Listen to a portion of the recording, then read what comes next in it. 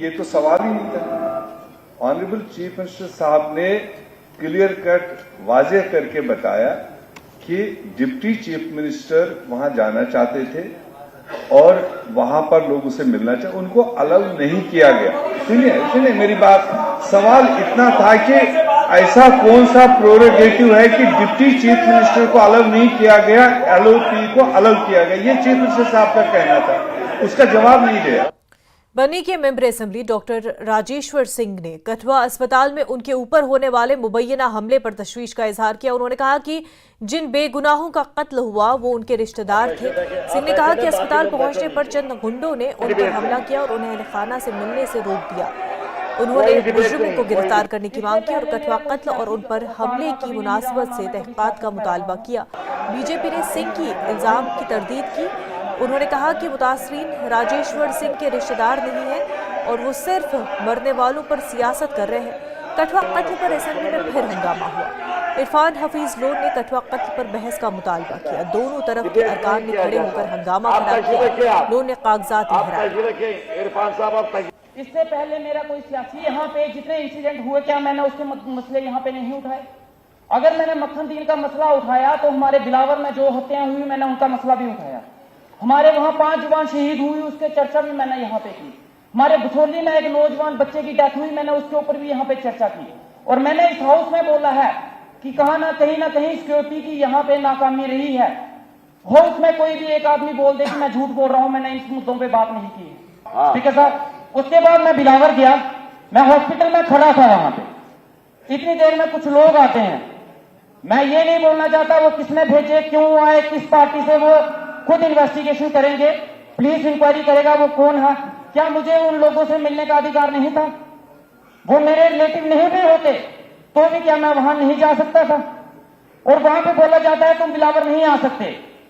श्यामा प्रसाद मुखर्जी ने क्या इस चीज के लिए अपनी श्रद्धांजलि दी, अपनी जान दी थी कि हम अपने ही इलाके में अपने इलाके से नहीं मिल सके? उन्होंने जम्मू कश्मीर को अगर भारत के साथ मिलाया तो क्या बिलावर के साथ बनी नहीं मिल सकता? बनी के लोग बिलावर में नहीं जा सकते? बिलावर हॉस्पिटल, मेरी आधी कॉन्स्टिट्यूंसी बिलावर के साथ जुड़ी है और बिलावर हॉस्पिटल के साथ जुड़ी है। अगर बिलावर वहां मेरी कॉन्स्टिट्यूंसी के लोग बिलावर में आते हैं हॉस्पिटल में तो मैं उनका पता करने नहीं जाऊंगी वो दूसरी। कठुआ में 3 अमवात पर नाराज यूथ कांग्रेस कारकुनों ने जम्मू में एहतजाज किया। मुजाहिरीन का कहना था कि दहशतगर्दी के हालिया वाकयात के बाद जिस तरह से लोगों में खौफ हिरास फैल गया है उससे जाहिर होता है कि कहीं ना कहीं हिफाजती इक़दामात इस तरह नहीं किए जा रहे जैसे कि होने चाहिए। मुजाहिरीन का कहना था कि हुकूमत को दहशतगर्दी के खिलाफ सख्त एक्शन लेना होगा ताकि अवाम का एतमाद बहाल हो सके।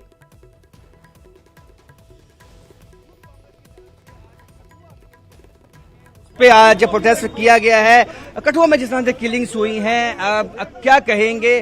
कहीं ना कहीं जो आतंकवाद है वापिस जम्मू रीजन में बहुत हावी हो गया। जी, आप देख सकते हैं कि जिस तरीके से पिछले कुछ सालों के अंदर आतंकवाद जो है वो शिफ्ट हो गया, गोल पोस्ट शिफ्ट हो गया है जम्मू रीजन के अंदर। पहले कठुआ में, रियासी में, पहले भी कठुआ में एक बारी किलिंग हो चुकी है और लोग जो हैं अब दिन दहाड़े लोगों को किडनैप करके, हरास करके उनको कितने बुरी तरह से मारा गया। आप उनकी बॉडी देखिए, बहुत ऐसा नहीं है कि सिर्फ मारा गया, उनको रख के टॉर्चर किया गया है। तो काफी देर से किडनैप हो रखे थे। कोई इस चीज की कोई लोगों, पुलिस को कोई संज्ञान लेना चाहिए इस चीज का, यही हमारी मांग है। आपको लगता है कि जम्मू रीजन में अब जो है वीडीजी और बाकी जो चौकियों की बात हो रही है वो बढ़ानी चाहिए सरकार?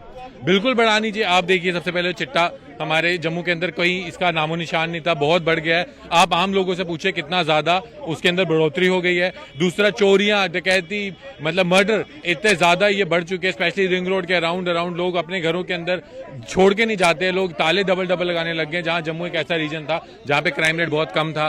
तीसरा, आप देखिए कि किस तरीके से लोग अब दिन दहाड़े भी घर से बाहर निकलने में, जो स्पेशली जो बॉर्डर के पास जो एरियाज है वहां पे बहुत डरे हुए हैं क्योंकि मिलिटेंसी बहुत ज्यादा बढ़ चुकी है, गोल पोस्ट शिफ्ट हो चुका है। यही तो देख सकते हैं कि आतंकवाद जो है जम्मू रीजन में बहुत ज्यादा बड़ा है, जिसपे चिंता व्यक्त की है यूथ कांग्रेस ने और मांग की है कि आतंकवाद के खिलाफ जो है सही कदम और सही दिशा में कदम उठाने होंगे, तभी हम आतंकवाद को जो है जड़ से मिटा सकते हैं। कैमरामैन साबिर भट्ट के साथ राजन वैद, न्यूज़ 18 जम्मू। पीडीपी के वहीद परा ने कहा कि हैरत की बात है कि उमर अब्दुल्ला ने नौजवान आबादी को मुकम्मल तौर पर नजरअंदाज कर दिया है। 1500 आसामियों के लिए 6 लाख नौजवानों ने अप्लाई किया। परा ने कहा डेलीवेजर्स के बारे में कोई लफ्ज नहीं है। परा ने कठुआ और सोपोर मुतासरीन के लिए इंसाफ का मुतालबा किया और कहा कि इंसानी हकूक कमीशन को फाल किया जाना चाहिए। परा ने कहा कि एनसी ने बहुत से वादे किए लेकिन मंशूर का एक भी वादा पूरा नहीं किया। परा ने कहा कि उमर अब्दुल्ला गुलमर्ग फैशन शो के मामले पर लोगों को गुमराह कर रहे हैं, किसी मजहब में इसकी इजाजत नहीं है।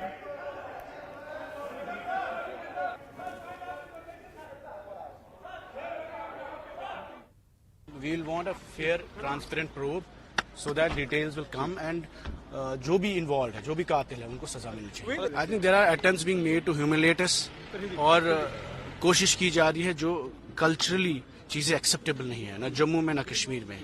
रमजान के महीने में, पाक मुकद्दस महीने में, you are trying to humiliate the people of Jammu and Kashmir, being insensitive to our feelings and promote nudity।